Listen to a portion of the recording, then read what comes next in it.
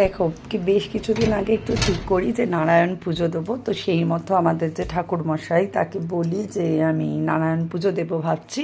তো ঠাকুরমশাই আমায় জানায় যে এই দিনটা ভালো আছে, তুমি দিলে দিতে পারো। বললাম ঠিক আছে, রাস পূর্ণিমার দিন। তো ওই জন্য গতকাল হচ্ছে আমার বাড়িতে পুজো ছিল, তোমরা অনেকে দেখেছো।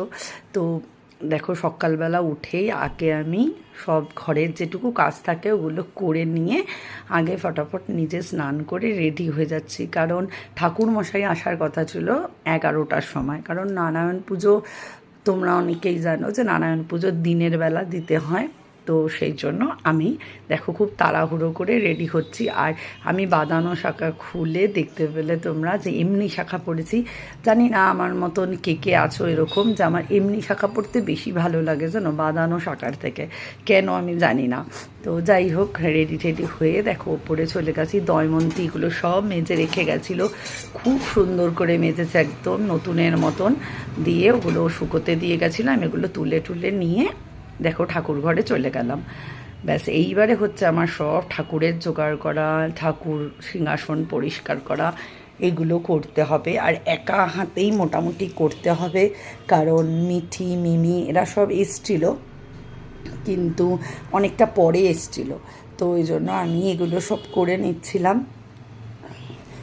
তো দেখো ঠাকুর আসনটা এইভাবে একটু সাজিয়েছি, তোমরা একটু দেখে বলো কীরকম লাগছে আমার ঠাকুর আসনটা। আমার আসলে ঠাকুর ঘরটা না একটু ছোট, বুঝলে তো, এই জন্য একটু অসুবিধা হয়।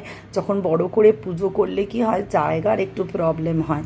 ঠাকুর ঘরটা ছোট, এমনি ওপরের সুন্দর, কিন্তু ঘরটা একটু হিসাব মতন ছোট, বড় পুজোর জন্য ছোট।